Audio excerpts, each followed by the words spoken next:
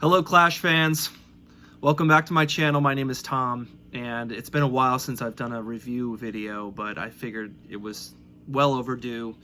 And I was listening to this particular record today, Sandinista by The Clash, and I just find this record so fascinating that I thought it was time that this album inspired this video, because every time I listen to this album I'm just blown away by its scope and just its audacity, I guess.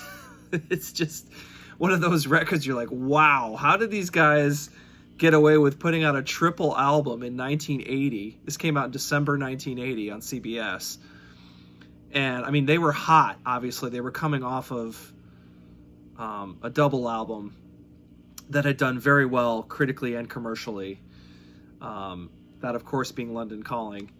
And they were hot.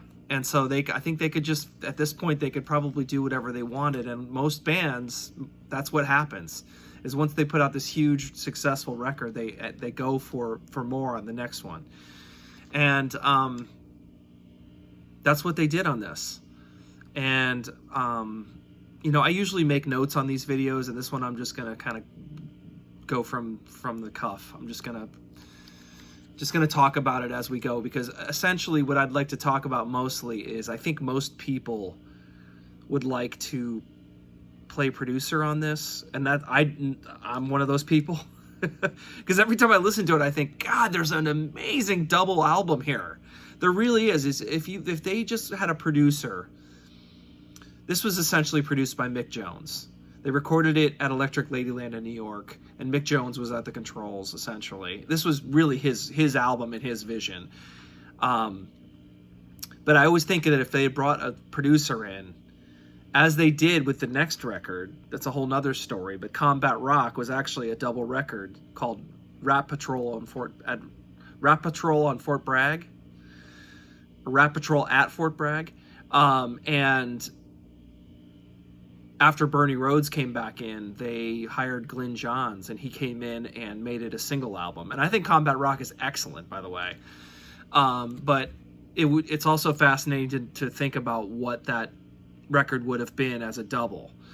And then this one, I always think of as fantasizing about what it would be like as a tight double record instead of a sprawling triple.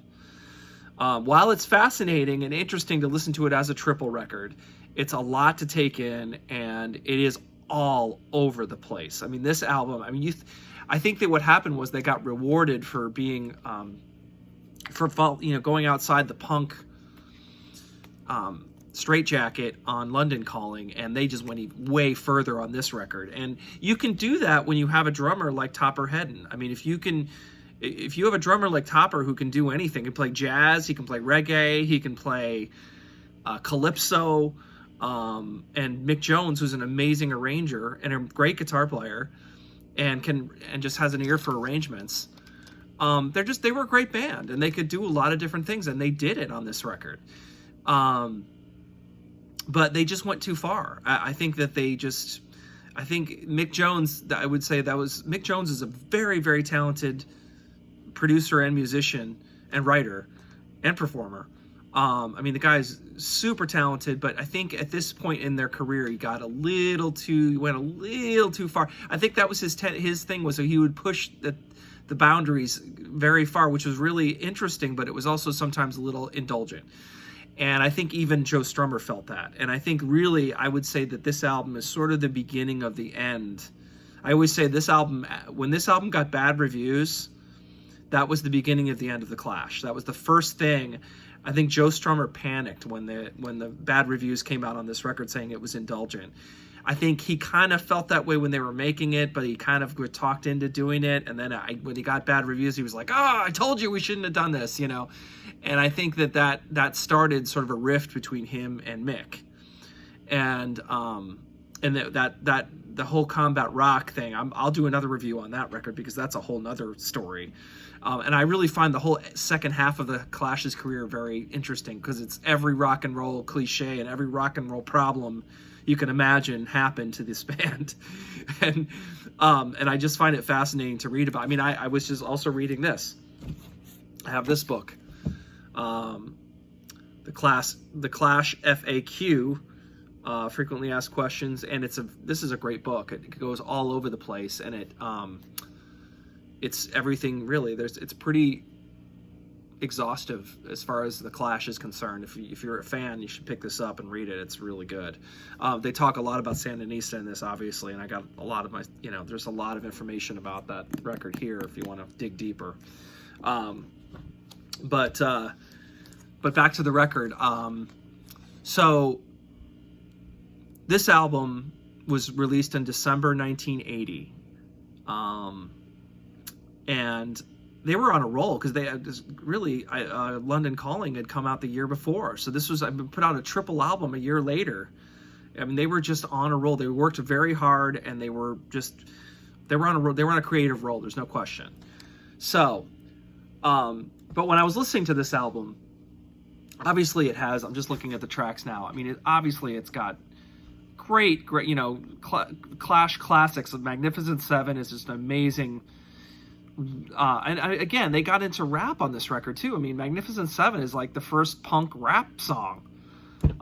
They were living in New York City, and they were hearing, this is when rap was really starting, and really just, I remember this time when I remember hearing the first Run DMC album and being like, what is this? This is cool. And it was just starting to, and also The Message by, why can't I think of who did The Message? It makes me wonder how I keep from going under. It'll come to me. But anyway, they were listening to a lot of rap, and Mick particularly was very enamored of it. But they do a great job with it. I mean, they pull it off. And really, side one is very solid all the way down. Hitsville UK has, by the way, has backing vocals by Ellen Foley, who was Mick's girlfriend at the time. She also was famous for singing on Meatloaf, Paradise by the I can't speak tonight. Paradise by the Dashboard Light. And she actually did a couple solo records that the Clash was on. One was called Spirit of St. Louis, and the Clash was the backing band on that and on most of that album. And Mick produced it during this time, apparently. So they were also doing that. But also songs like Somebody Got Murdered that really stick out. One More Time is a great song. Police on My Back is a great cover. Excellent. Equalizer, I love. The Call Up. Washington Bullets. I mean, really, again, I feel that I'm looking at the vinyl now, and it's 6 sides. It's 6 sides of songs, okay? And if I was to be the producer for this record, I would essentially, side 1 through 4 is pretty solid. There's a couple songs that are like, that could be B-side material. And then there's a couple songs, the last side, 5 and 6, is when things get kind of out of hand, in my opinion. I mean, really, you can tell that they're trying to fill out a triple record at this point. They run out of songs, and they're sort of jamming and creating things to put on the last 2 sides of vinyl. And when I was listening to it, it really became apparent once again, except for a couple exceptions. One being Charlie Don't Surf, of course. That's a classic, and that's on side 5. Kingston Advice is an excellent song. That's on side 5. And Street Parade is good. But in my opinion, those are the 3 songs that, of all of the 12 songs from side 5 to side 6, there's 12 songs. There's 3 to me that should be on the record. And then there's other things like One More Dub, I think on side 2 could probably come off. That could be like a B-side. They could have put that on like a EP or something. And then If Music Could Talk, that to me could come off. And that could be a B-side. And then what was the other one I was thinking about?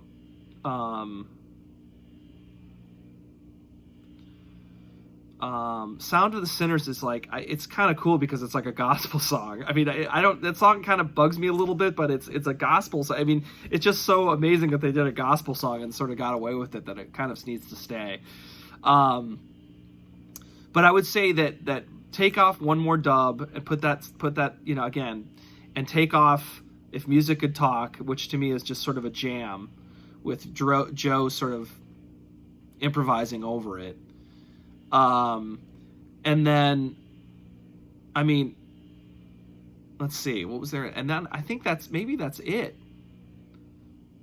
So if we could take those two out and put Charlie Don't Surf, Kingston Advice,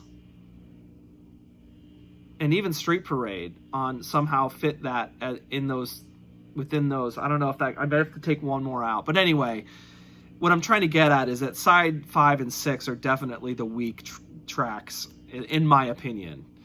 Some people love it. I mean, some people just love the experimentation, and I do too. But I'm just saying, if we really just looking at it as a hard look at this and putting on your producer hat and saying, okay, if this album was to be a double record, what are the strongest tracks? And in my opinion, that's what I would do, is I would take out One More Dub, and I would take out If Music Could Talk, and possibly even Let's Go Crazy is like a calypso song. It's cool, but I sometimes think I don't know. Street Parade and Let's Go Crazy, I don't know. I sometimes I think I would put Street Parade in rather than that song. I don't know.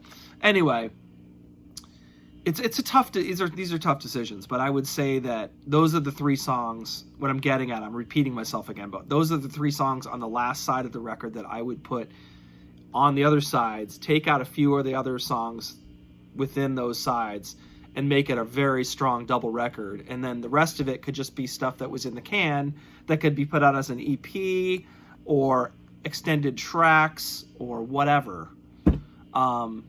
So hold on one second.